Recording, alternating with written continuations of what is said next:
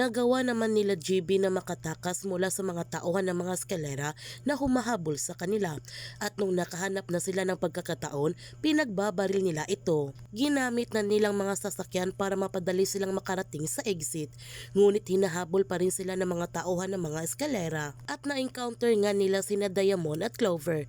Nakatakas naman sila nito at natamaan pa nila si Diamond. Sobrang galit si Diamond nung natamaan siya, kaya sinabihan niya si Clover na patayin niya silang lahat at huwag nila itong hahayaan na makalabas ng buhay sa isla. Habang sina GB, may problema naman sila nito dahil wala ng daan, kaya kinakailangan na nilang maglakad patungo sa exit at papasukin na nila ang village. Sa kanilang pagpasok sa village, naging mas alerto sila nito dahil hindi nila alam kung sino kanilang kalaban at dapat hindi madadamay ang mga sibilyan. Hanggang bigla na lamang sumulpot ang kanilang mga kalaban at nagkaroon na nga na matinding barilan. Pinalipad naman ni Max ang kanyang drone upang i-guide na sina GP sa kanilang paglabas sa village. Gayon pa man, patuloy pa rin sina GB na kikipagbarilan sa kanilang mga kalaban hanggang nagkaroon nga sila na matinding labanan mula sa mga taga-village, kaya nagawang makatakas si Donato mula kina GB. Inilayok agad ni Clover ang kanyang pinsan sa village at papunta na sila sa speedboat upang makaalis na sila sa isla. Noong natalo na nilang kanilang mga kalaban, doon na nila nalaman na nakatakas si Donato, pero nalaman nila ito kagad kung nasaan si Donato nang dahil kay Max. Kaya nagtungo na sila doon at naabutan nga nila si Donato na tumatakas ito.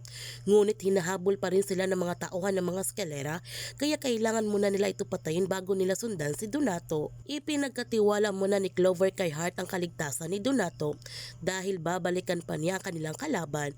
Ngunit nung aalis na sana sina Donato ay siya naman pagdating nila GB at pinagbabarin na nilang mga tauhan ng mga eskalera.